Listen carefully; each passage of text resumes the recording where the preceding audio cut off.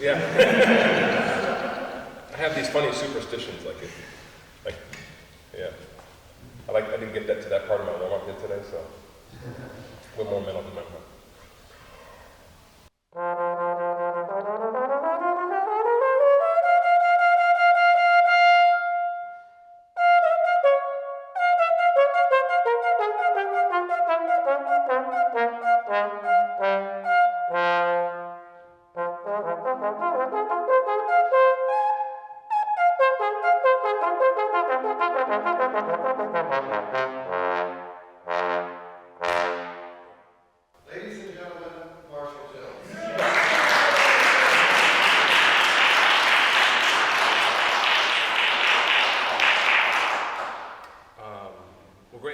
I'm really happy to be here. We had a really fun rehearsal last night. I think most of you were there, right? Thought I'd start off just by playing standard. Is that good?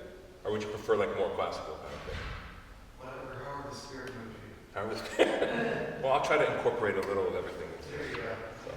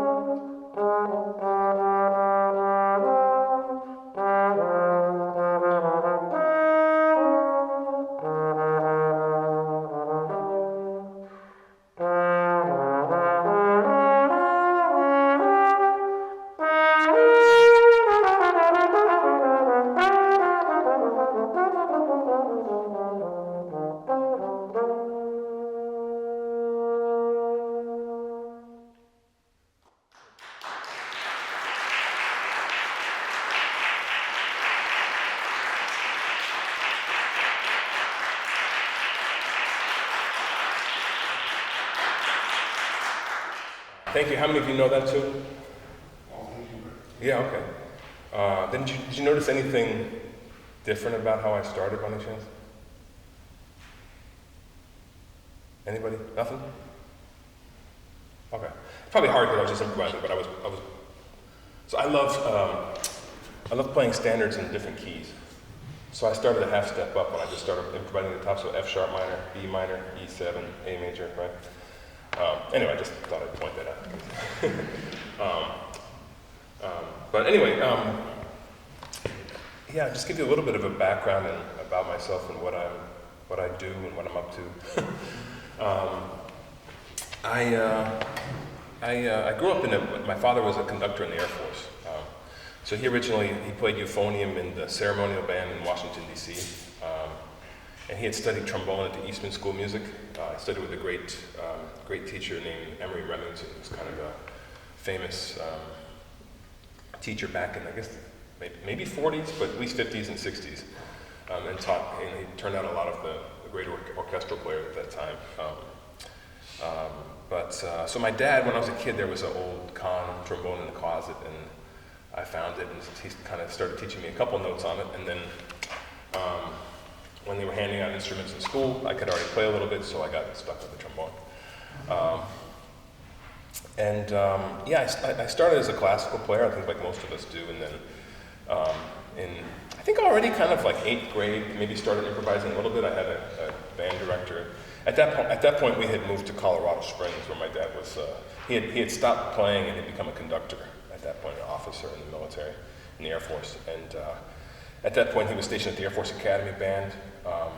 And so, I had started playing jazz around that time as well, around 8th grade, and kind of kept on doing both, though, and my first teachers and influences were guys from the Air Force Band there, the Air Force Academy Band. There were some great players and teachers as well. I had a great classical teacher there, a guy named John Gohl, and then my first kind of jazz teacher there was a trumpet player there was a big band that was part of the band that my dad was a commander of, and it was called the Falconaires. I used to go to all the concerts, and those were the first people I was listening to and checking out, even the CDs I had, So my first teachers as well, though, from there was a guy named Mark Israel, who was a trumpet player there, and he started me pretty young, like I would say maybe sophomore year of high school, like learning a lot of kind of modes and stuff to improvise with, and also teaching me a little bit of jazz piano, 3-note voicings, things like that. And then there was another trombone player there as well, Mark Burdett, who I studied with, and was a big influence on me, just stylistically, the way I still really dig the way he approached trombone and improvising and stuff. So anyway, from there there was a chance my dad was going to we were going to have to move my last year of high school. So I had gone to Interlochen Arts Camp, and knowing that there was a possibility we might move, I applied to the academy, and we didn't end up moving, but I still ended up going there my senior high school, so I felt really lucky. And that was kind of a life-changing experience for me, because I went from being I guess jazz-wise, I had been mostly just exposed to big band playing, and even the first CDs I was buying were like the Tonight Show Band, things like that. And then I went to school there, and we had like sessions, like hanging out, and people were like, hey, check out this Herbie Hancock solo or this Freddie Hubbard solo on this, and I was like, oh, I'm not really sure what that is, but okay, cool. And also had a great jazz teacher there, a guy named Bill Sears, who, in a great jazz history class. It was just a really great experience for me. So then, and I was also still doing both there, though, classical and jazz. There wasn't really a classical major, or jazz major there yet. I think there is now. But I feel really lucky that I was both a classical and jazz major, and that was in high school. But then my first year of college as well, I was still a classical major because there was no jazz major where I went to school. I went back to Colorado, to the University of Northern Colorado for a year. I had a great trombone teacher there, a guy named Buddy Baker, who was just a fundamental trombone teacher, like just kind of classic teacher, like very disciplined, and that was really good for me at that age. But it wasn't really the right fit for me, so I kind of dropped all my academics. I'm not suggesting you do that, but for me at the time, I just knew that wasn't going to be where I was going to stay. So I took music credits. I had some great music classes, And I just kind of locked myself in a practice room and practiced all day. Like, I mean, that's the most I've probably ever practiced in my life. And not just trombone. I do like an hour trombone and sit at the piano and try to get my technique better, or maybe transcribe, things like that, just back and forth all day. And you know, I really believe this strongly. I feel really lucky that when I was practicing that much, the modern day cell phone, smartphone didn't exist, you know. Because I used to leave my dorm room in the morning. I think there was an answering machine there. And I would get home back to the dorm at 10 or 11 at night, and maybe one night a week there was a message from my mom. But that was it, you know. And now we're in this world where everybody expects to reach you within 2 minutes, and if you don't respond, they're like, what's going on? So even at home now, I keep if I have like big writing projects or I have to practice stuff, I try to leave my phone upstairs, because I'm just not disciplined enough to, if I get a message, one thing, it just completely throws my train of thought off. But anyway, that's just didn't mean to go off on a tangent about that. But then, so I went to that school for a year, and then I knew I wanted to move to the New York area, so I ended up going to a school there called William Patterson, which was primarily known for its small group jazz program. And that was good for me for a year, but still, it just wasn't the right fit. So I ended up deciding to take a little time off from school then, and I went out playing on a cruise ship that summer, in the Caribbean for like 3 months, and then I just moved into New York City, into Brooklyn. And I kind of had the attitude at the time, I said, well, I'll just get a job and wait tables or whatever, and then I did that for a few months, and then maybe I went and played on one more cruise ship over in the Mediterranean, and then after that, I kind of slowly started just making my way into playing in New York, and since the age of 21, that's basically what I've been doing. And I started off doing, I mean, all my first gigs in New York were playing salsa gigs. Like, that's how I paid my rent. I would play places like the Copacabana, or get on a bus with the band and go up to Boston or Washington, D.C., and get back at 3 or 4 in the morning, take the train home, get home at 5 or 6, you know. But yeah, and I just, in New York, I ended up kind of doing everything under the sun. I mean, playing Broadway shows, wedding gigs, recordings, but always kind of keeping my eye on what I wanted to do, and, which I still am not 100% sure what that is. But a few years later, I went back and finished my bachelor's degree at the Juilliard School, and also did a program there called Artist Diploma, which is kind of like a master's, but not really. When I was there, what's that? Was that your Columbia? No. The Artist Diploma program was. It was originally, I think, like for string quartet, and like so they would have a string quartet, and most of those people had a master's already. And then when they started the jazz program, it was actually started as an Artist Diploma program. And then when I had gone to finish mine, they had opened it for bachelor's too, so I had to finish that first, and then I stayed on and it was basically just a quintet of guys working around New York that they put together, and we would rehearse twice a week with, we had a couple of people that coached us, Kenny Barron, great piano player, Carl Allen, and there's a guitar player, Rodney Jones, who came in sometimes too, and then we just took lessons. So at that point, I took all my lessons with classical teachers, Joe Alessi and a guy named Kendall Briggs, composition teacher. I kind of split my time between those two. But yeah, I finished there though, and then, I mean, at that point, I had already started working with Maria Schneider's orchestra and a bunch of other different groups. A trio I used to play with, the harpists from Columbia. We used to tour all over the place. And then, I was touring with Richard Bona in the late, I don't know, not that long after that. And then I got an opportunity to join the WDR Big Band in Germany. So I joined that group for 4 years. Also, I knew it wasn't really the right fit for me long term, so I ended up leaving and coming back to New York, that was a tough decision. Yeah. Did you speak any German before you went over there, did that? I did, actually. For some reason, I took it in high school. I don't know. Any stuff? A lot of it did, yeah. So, yeah. I think my brother had been like the president of his German club or something at school, or I don't know. My dad spoke some German as well. So.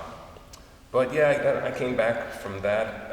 I think one of the reasons why I kind of wanted to, focus on writing more and continue kind of growing in that regard. And when you're a member of the band there weren't that many opportunities to write for the band. So now I've left and I've gone back. I just recorded a third album with them in November. Wrote a new project, and yeah, I'm kind of doing all kinds of stuff these days. A lot of guest artist things at schools, and also with professional bands as well. And I still play a lot of classical stuff. I sub occasionally with the New York Philharmonic. Just played with them maybe a month ago. We played the Turangalila Messiaen. You know this piece? I didn't know it.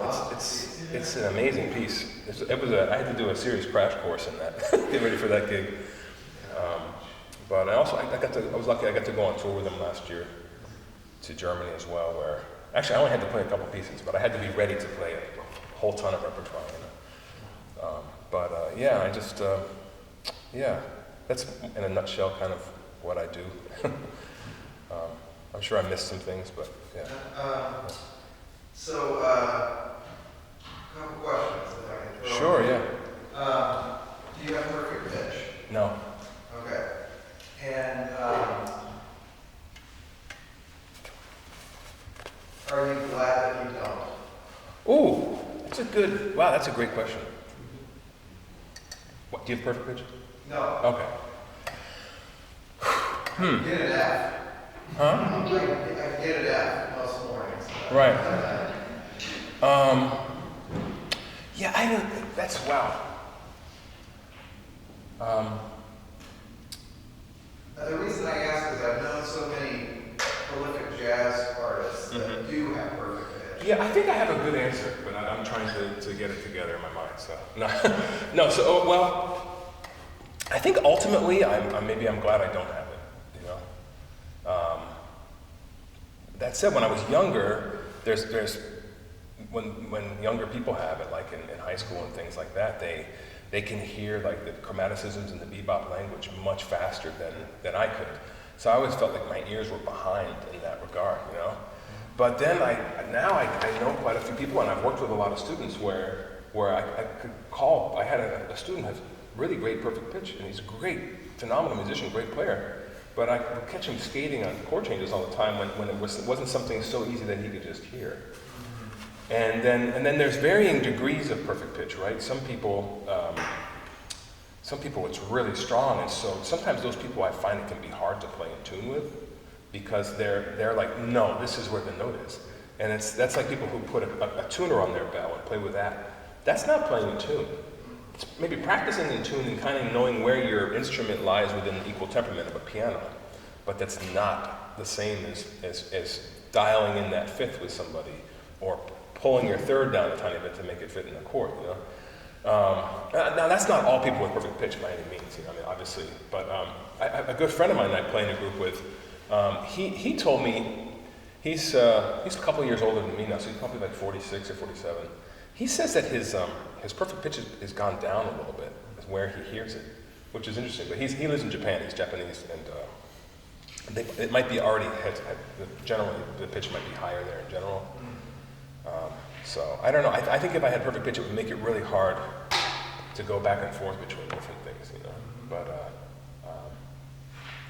yeah, I mean, even not having perfect pitch, it's hard enough, But I think sometimes that could be a tricky thing, But yeah, I mean, I don't know. Who knows? If I had it, maybe I'm just jealous and I'm trying to.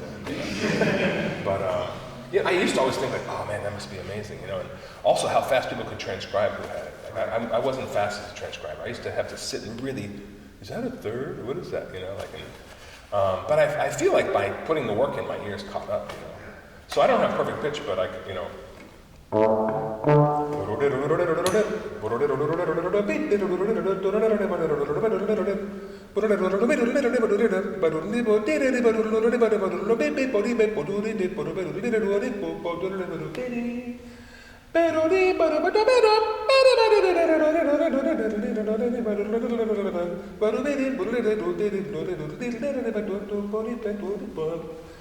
I know where all that is from kind of learning the language or whatever.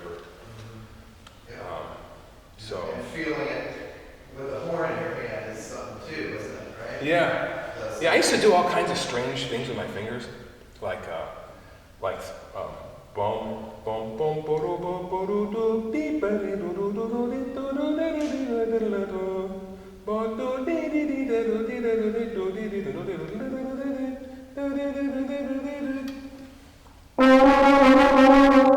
third position. This is second position. It makes zero sense. Like people are like, oh, you must be a great vals player. I'm like, no, it doesn't translate. It's just some weird thing that I came up with sitting, messing around bored or something like that. Like, just that's fifth position, sixth position. I kind of have to move my finger. Like weird stuff. But I think all that kind of, trying to internalize all this information you're taught in the jazz world, or just music in general, and trying to internalize that and sing it, and then I think I just started doing that by accident. I wish it was had some more value. It seems like it's working this fine. Yeah. I mean, it's but yeah. Did you have another question too? Or that was I've got many, but okay. you want me to fire one here? Oh, you can, or I know you had there's a quartet that's going to play, right? But you want to do one more question? Or? I have a question. Yeah. You have an incredibly pure sound. I'm wondering if having your father's sound concept when you were growing up was a big part of knowing where to play. I don't think so. Yeah, because at that point my dad wasn't really playing much. He would only play when he showed me something. He had kind of stopped playing trombone and euphonium at that point.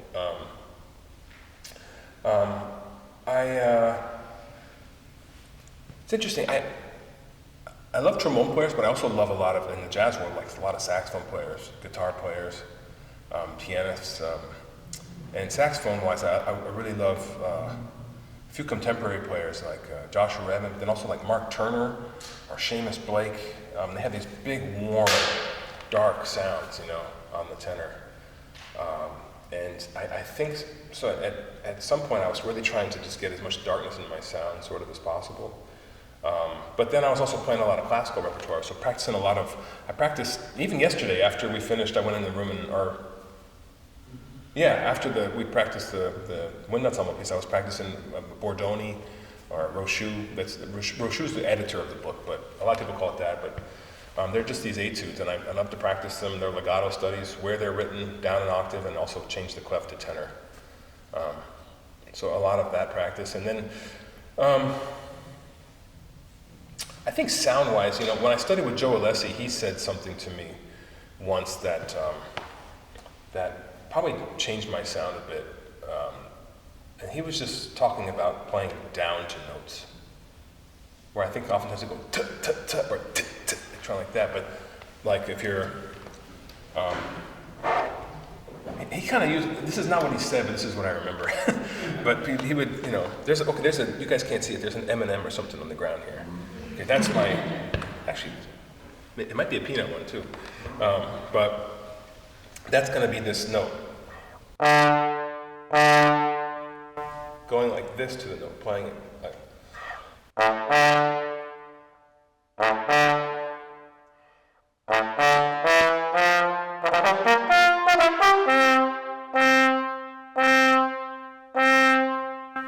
Playing like that to the note as opposed to. Does that sound a little different? I'm trying to make it sound different, but maybe a little brighter. I don't know. But I really started carrying that idea, though, he was talking about, into the upper register. So if I'm going to play a high F, if I think about it that way, it's going to pinch, and I'm going to go like this with my body. But if I go.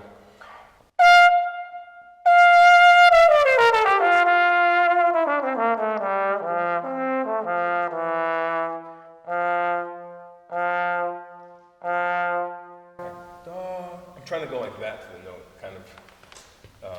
So I think that had somewhat of an effect on it as well, but yeah, I think I was always looking for the warm, dark sound, But then I feel like I can also kind of change it if I'm playing in a more Latin thing, or if I need to play brighter and play like a more powerful kind of thing, or playing like a more lead sound, I can also kind of morph into that. I think try. Yeah, that horn. I mean, I know it's you too, but that seems like such a versatile tone that you're. I mean, today it sounds like you could go in any direction you want to with that. Yeah, I mean, I feel like if people weren't looking, I could play in a symphony, they wouldn't know I was playing a small horn. But the problem is they always look, so if they saw this, they'd be like, get out of here. Yeah, I don't have it with me now, but I usually travel, or quite often travel with both horns, and I try to spend some time on the big horn every day as well. Did you develop your low register with any bass trombone playing or anything? No, I can't play bass trombone. I don't know any of the valve, no.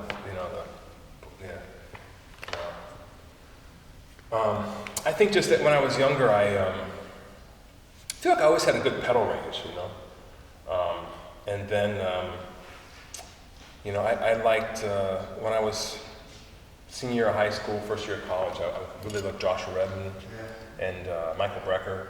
And Joshua Redman has an album called Freedom in the Groove, and there's a tune of his called Hide and Seek, which kind of sounds kind of like this. It's like...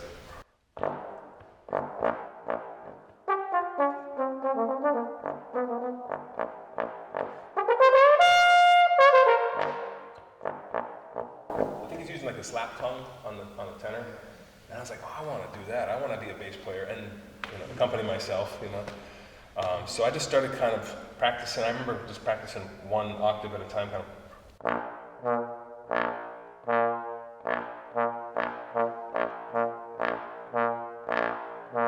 That's actually the hardest for me, is the first octave. The octave and the fifth is much easier.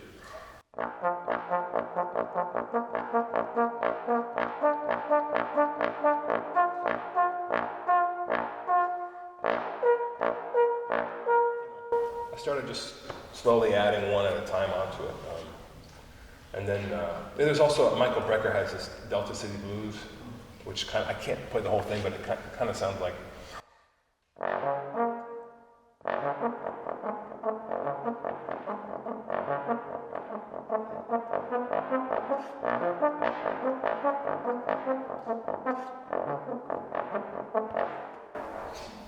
And then the band comes in, but kind of setting up this groove, and that's where a lot of that pedal tone stuff I do was inspired by those guys. Yeah.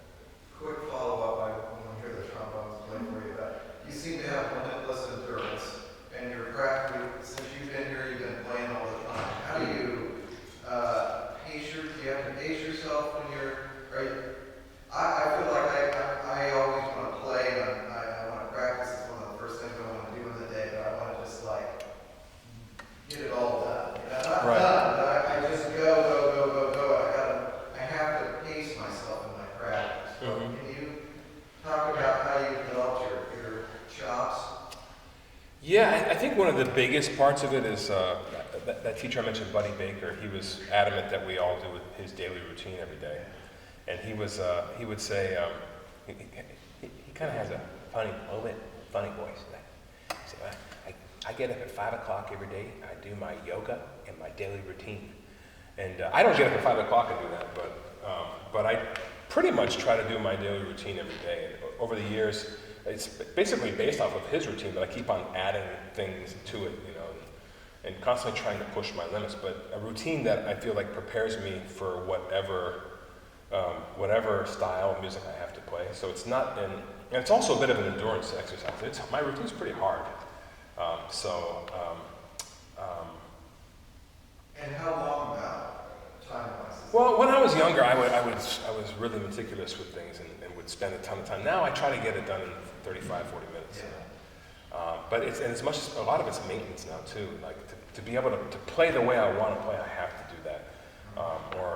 This past couple weeks I was traveling so much. I had multiple days off, which I don't mind taking days off by any means, but I don't like to take days off when I have to play concerts and stuff. But like today, we're playing tonight and playing that pieces.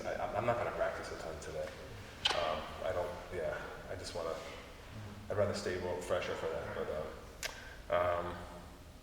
But usually if I'm home or preparing for a big recording or something like that, or a big concert, those Bordoni, as I mentioned, especially book 2, I try to play 2 of them a day when I'm preparing for big things. 2 of them a day, where they're written, down an octave and tenor clef. And endurance-wise, if you can get through, especially in book 2, they're long.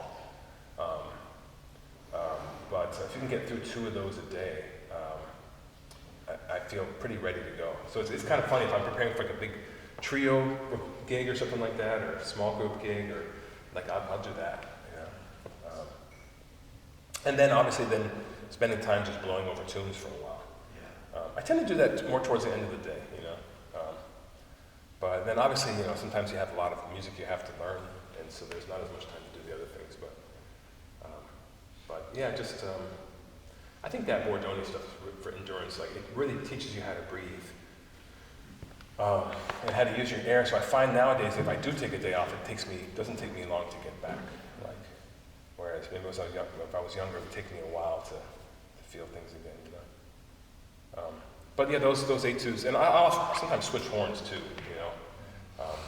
But those, like my favorite one is the number 68. But it goes.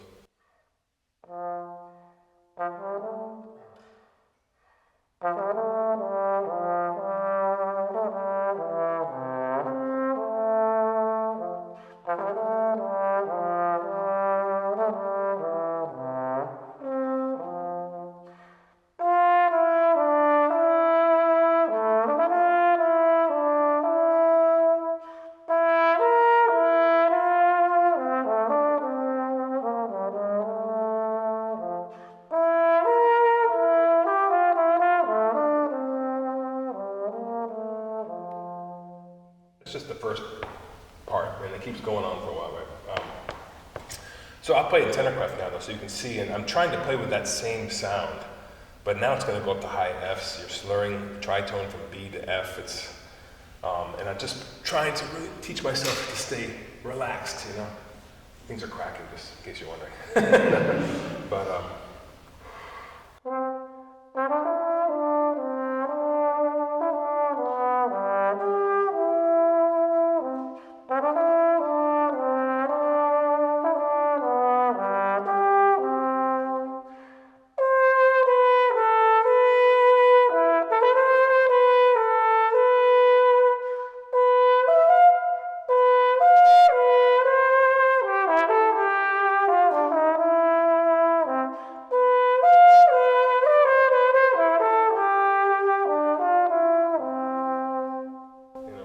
and then after that, then I go back to the original key.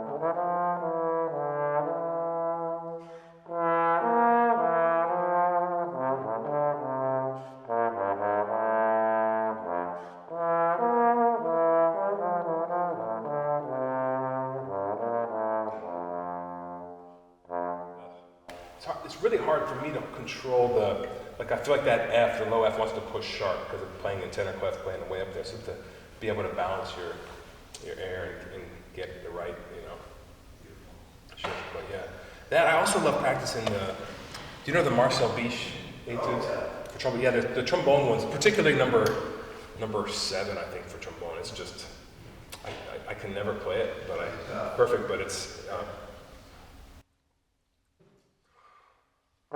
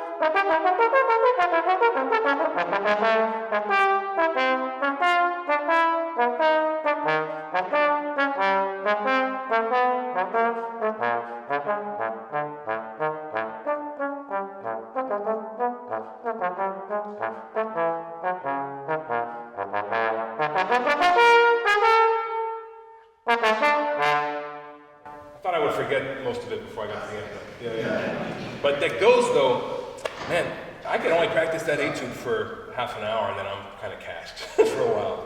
Yeah. Also, there's another trombone book by Roger Boutry. I'm probably saying it wrong. Another French book, really great, but super challenging. But yeah. Awesome. Yeah. All right.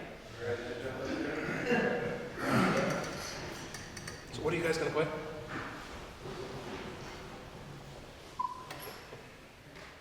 They're doing Gospel time.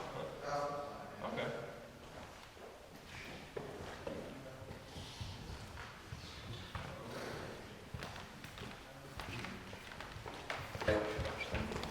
Have a score if you want, or? Sure.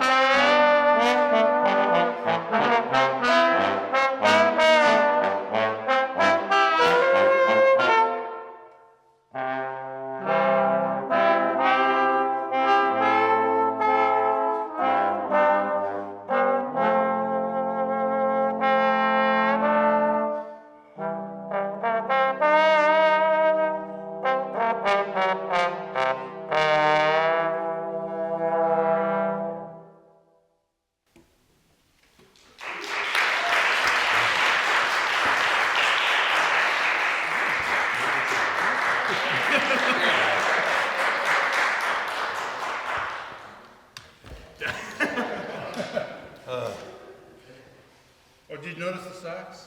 It's always a trombone. Yeah, that's good. A lot of good stuff in there. I mean, if I were to have, the main things I might have are just kind of the overall general time.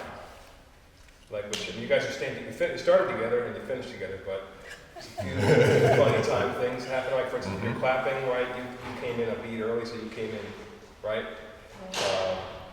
But Before do that. you guys listen to much gospel stuff? No? No, Check out Chicago Mass Choir.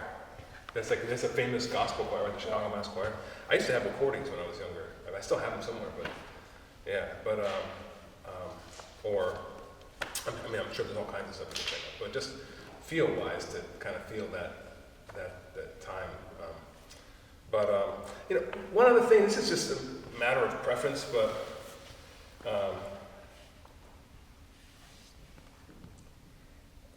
I know you were kind of doing a lot of slide vibrato, right, at the beginning, which is okay, that's fine. It just, for me, it was a little much for me, vibrato-wise, you know. Okay. I tend to, on things like this, probably use more jaw, personally. But I don't, you know, like I said, it's a matter of taste and preference, so it's, anyway, if you guys mind taking it from the top. One thing, I thought the pitch was really good, you know, in general. But maybe just play a little from the top.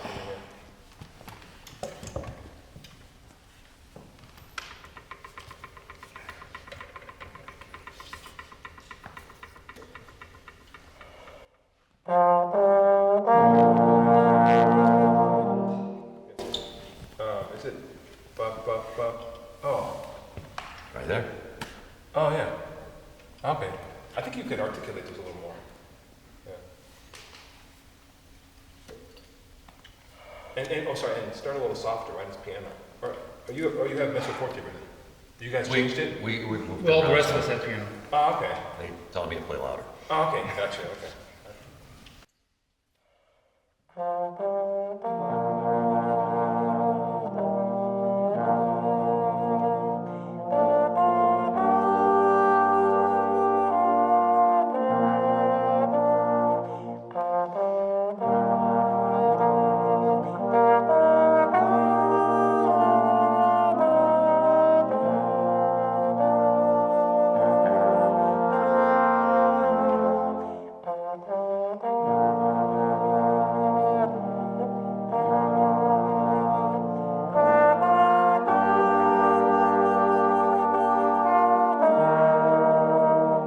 Right, yeah, so let's check that chord right there.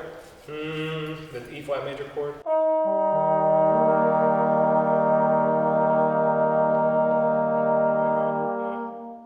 It's always further than we think, that whole partial on the trombone, right? The F, E flat, it's always, I find, you know, for myself too, I'm always, you know. That's great. You know, you could maybe add, so if I use slide vibrato, I tend to put a kind of a tiny bit on the ends of phrases, you know? And I think even like if you hear pieces like, things like Tommy Dorsey, I think that he would kind of put it more towards the end of the note, right? It wouldn't be, he wouldn't go. It'd be more.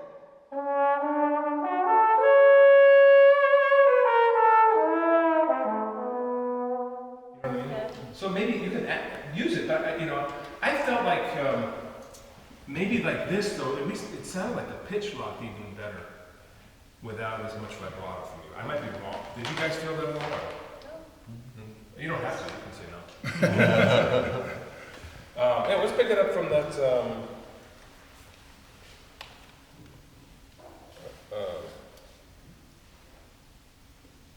1, 2, 3, 4, 5, 6 before A, maybe?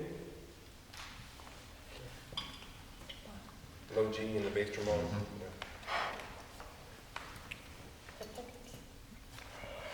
Oh, you're do okay. the pickup? Okay.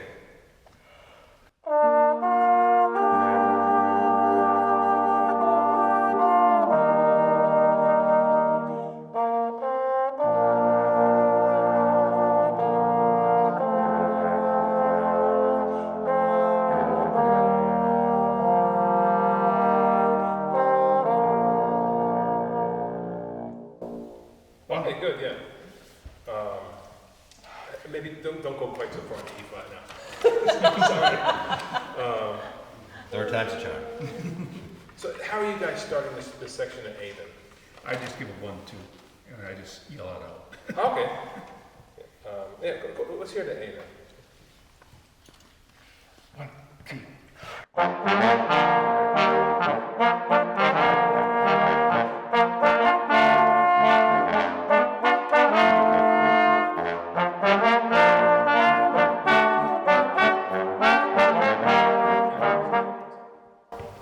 Can you try doing it again and maybe play just a little bit lighter?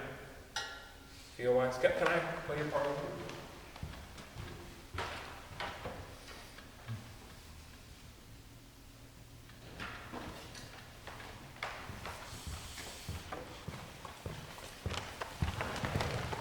I'm going to all play lighter. I'm not saying that. Where's that at? Sorry. Okay. But so.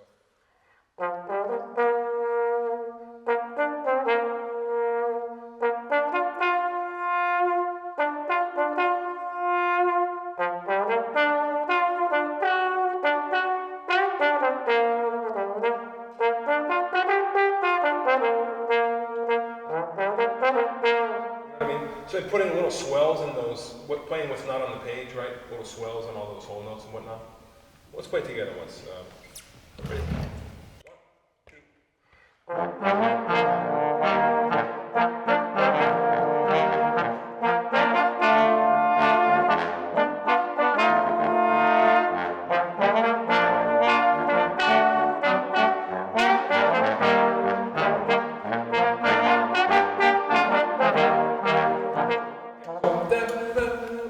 Right? Some of you are playing 4 instead of the end of 4. We ended up trying to just play together. Let's sing that one time. 2, 1, 2, 3.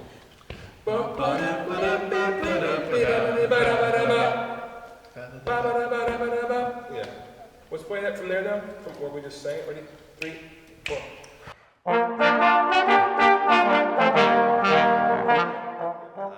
It's okay. One more time. 3, 4.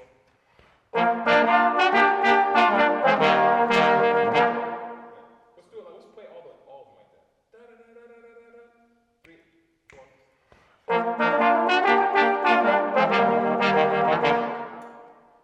Just 3.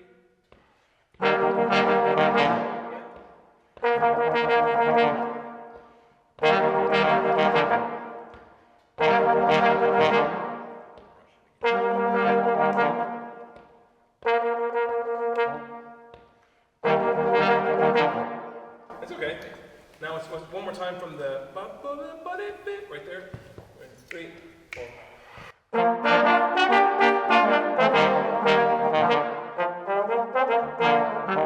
One more time, you guys go on. Okay? All right, let's do that whole section now, and I'm not going to play. You're welcome. A, ready? Okay? 1, 2, 1. I'm sorry. 3, 4.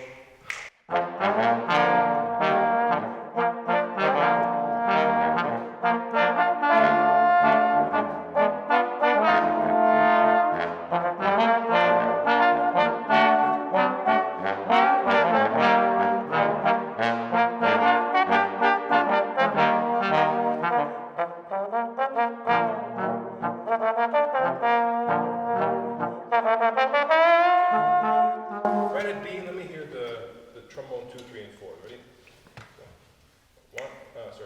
3, 4.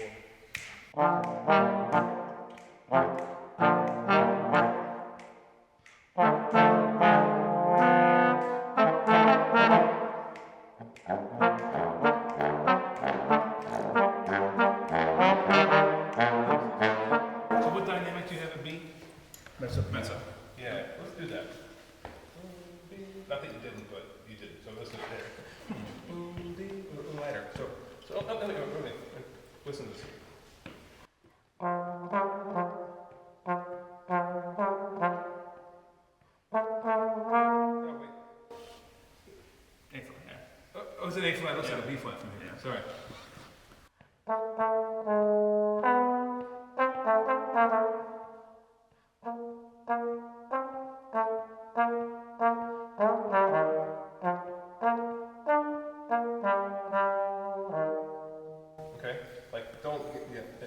Were you finding it hard to play over top of them at all? Oh, yeah. Yeah. But you didn't want to tell them, right? Actually, we did go over this.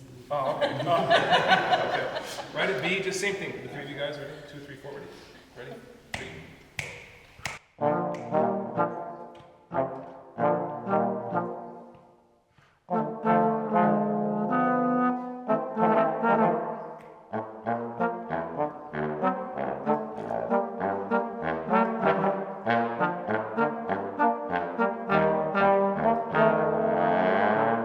So playing the whole note. Dee, dee, da. Right, everybody. Anyway, let's add here. Here we go. Right at B. All right. 1, 2.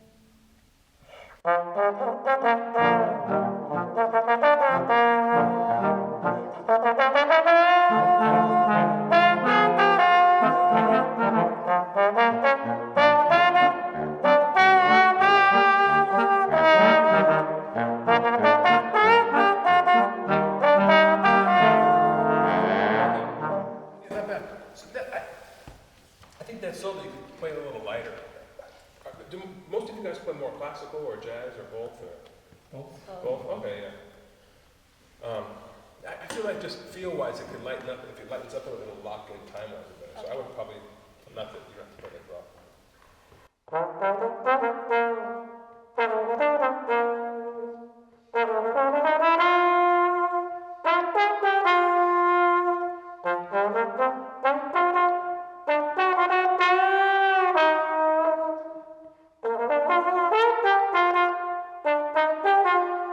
I play with you guys? Ready? Let me just mean the thing. Ready? Sure. So I'll just play the pickup. Ready? 3, 4.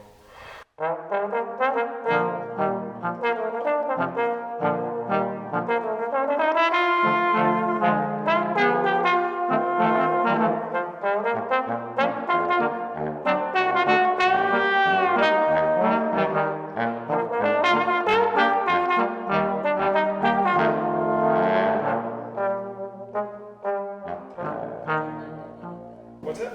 It lined up a lot better. I think if it's lighter, yeah, it just locks into the tempo better. It's a little easier for everybody. Yeah. You want to try it? That's tricky the way they wrote that, right? With the tie from the heat. 5-minute warning? Okay. We'll play this and then we can, if everybody has any last questions, we can. Go ahead, one more time.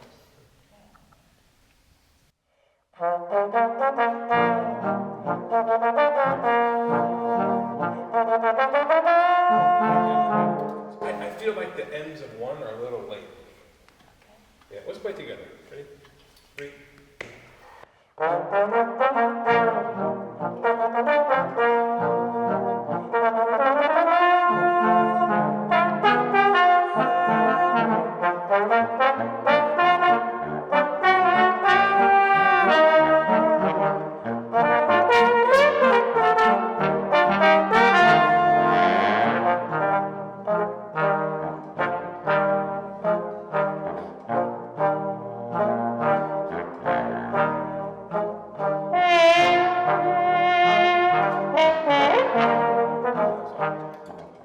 My bad. Sorry, that's a bit. But anyway, yeah, that's kind of the feel that I would go for with this. Sounds really good what you guys are doing. Everybody has a nice sound. And, yeah. Any questions? Thank you. Sorry.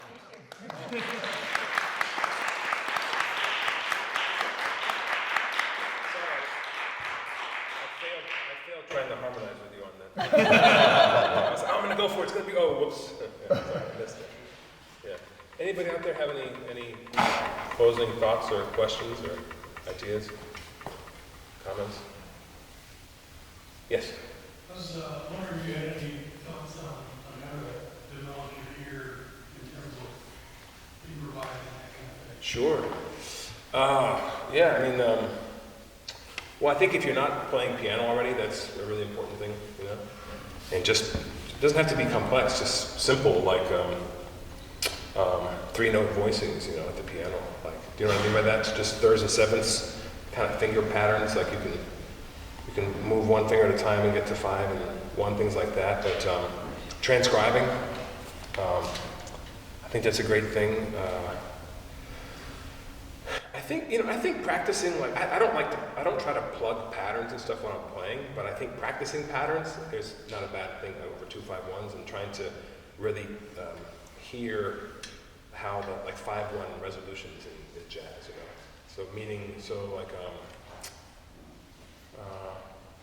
Well, I played all the things you are, right? So.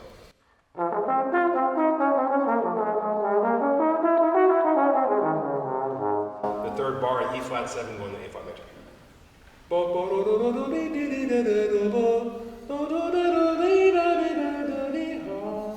So I went to the sharp 9, learning how all the gravity of all those notes, you know. When I was at Juilliard, I had a theory class there where the teacher, he didn't teach Schenkerian theory. You know what I mean by that? Like no 5 of 5s, all this stuff.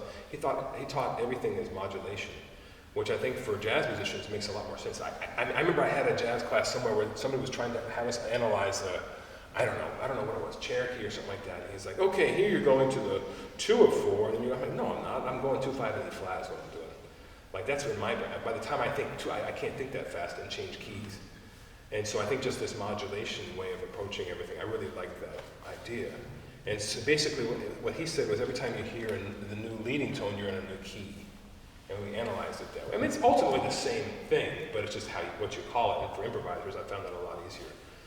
Also in the ear training class there, we used to have to conduct and sing resolving intervals, they'd say, okay, diminished fifth, resolving to major. And you'd have to say what the notes are, and then sing them in solfege and resolve them. But I know that's like more classical ear training, but it's really applicable to jazz. I think that's what you're constantly trying to hear, like in the bebop language, you know? Does that make sense at all? Yeah. So, I always try to get my students to practice just going on 5 chords, going up a diminished 7 chord from the 3rd to the flat 9, and hearing how those notes, all the gravity of those. 'Cause I feel like you have a lot of the. So, for instance, if you're or that same 2-5, so in all things you are.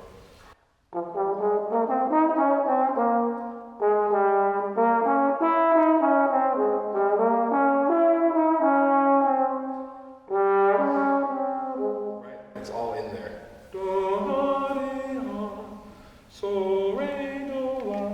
Like that tritone resolving. You know, you have the flat 9 in it as well, so you're starting to hear how those extensions want to resolve, you know. So, I mean, that's a big part of it. Like, I couldn't hear that when I was younger, and I think that's kind of how I got there, you know. And also just practicing, theoretical approaches and stuff, scales and whatnot. But I think that's one important thing that has to be taught when people are learning scales and improvisation, that it's really, those are sounds. You know, a lot of young improvisers, they sound like.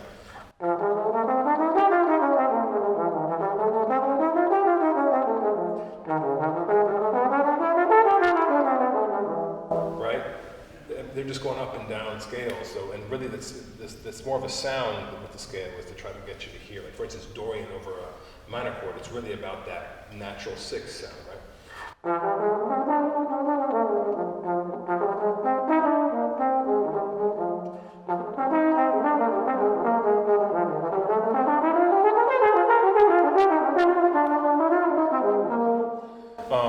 I used to practice all my scales, major scales, minor scales, everything in 3rds, 4ths, 5ths, 6ths, 7ths, all the diatonic triads, diatonic 7 chords. I think that can open up your ears for a lot too.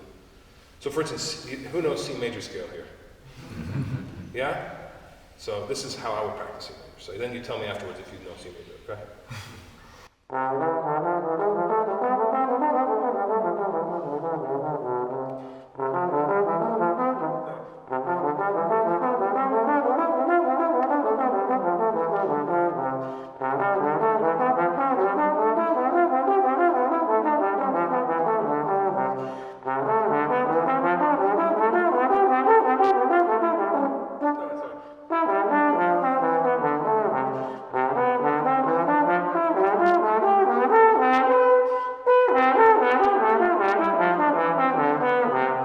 Diatonic triads.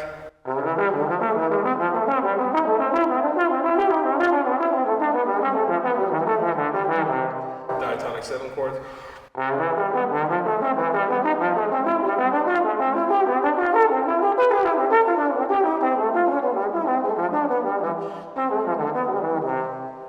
approach each triad by a chromaticism.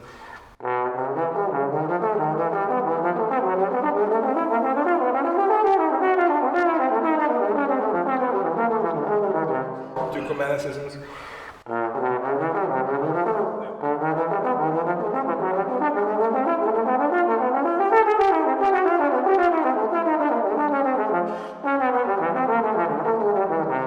Enclose each root, so.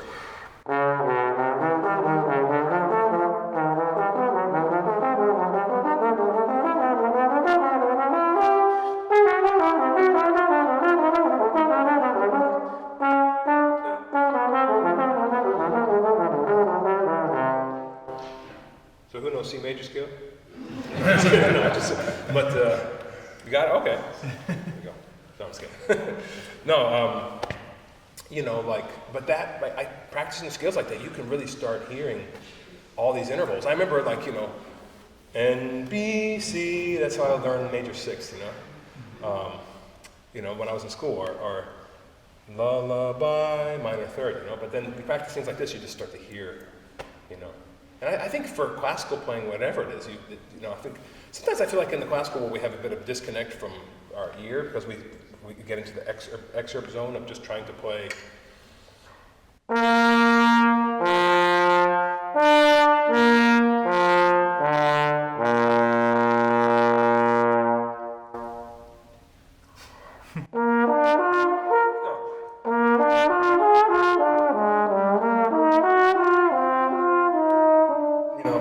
Just playing that perfect. We practice that all day. We practice bolero all day for trombone players. So I know you're a sax player, but and sometimes I feel like, okay, hey, let's play Happy Birthday, you know, and people will be like, hold on, give me, you know, but they could play bolero and all these things, and the David concerto and all these, you know. I feel like both worlds could learn a lot from each other. Jazz world, I feel like we could be a lot more refined. As musicians, sometimes like sometimes I play with big bands, it's a pitch, I'm just like, come on guys, you know. You know, so, yeah. Any other last questions, or we gotta go, huh? Anybody else? Question? Yes? Who's your favorite sax player? Oh, favorite sax player? Of all time. Of all time. That's a hard one. I know it's a hard one. I don't know. Wow, I don't know if I can answer that. Okay. Can I give you 5? Give me 2. Oh man. Negotiate it to 3. Okay, What's that? 3. 3. Wow. Well, who's the first one that came to your mind? Actually, like 5 came all at once. I don't know. All right, give us 5. 5, okay. Coltrane. Okay. Frank Coltrane, though, not John. No, I'm joking. John Coltrane. Eddie Harris. Seamus Blake. It's, Mark Turner. Ooh.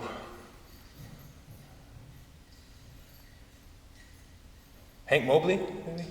I could go on and on. I don't, you know. I like so many tenor players. I love Joshua Redman. Wow. Thank you. That's a hard one. That's a hard one. That's like, yeah. Are you a tenor player? No, I'm just a listener. You are, okay. Lucky Thompson. I can tell you, I transcribed Ralph Moore actually. Funny, I went back to a Ralph Moore solo that he played with the Ray Brown trio. And I realized so much of my play came, like bebop language I learned actually from him, who's a more contemporary player. But I had a teacher who was really had done a whole book of Ralph Moore, and so I transcribed one of his solos, and I found all this bebop kind of stuff that I do in my own playing. I learned from that, you know. That's my favorite bebop. Yeah. But it's interesting that you didn't mention some of the most famous ones like Charlie Parker. Nothing wrong with it, but it's just interesting. I love Charlie Parker. Nothing. Yeah. Sure. Yeah. I mean, I did say Coltrane. That's pretty famous. Hank Mobley's pretty famous. You know? I mean, yeah. There's so many. It's hard. I can never pick favorites of anything. Yeah. It's a hard one. You know. Because I like all of them for different reasons. You know. Yeah. Thank you very much. Yeah, sure. Yeah. Thank you. Yeah, thank you guys so much. Yeah.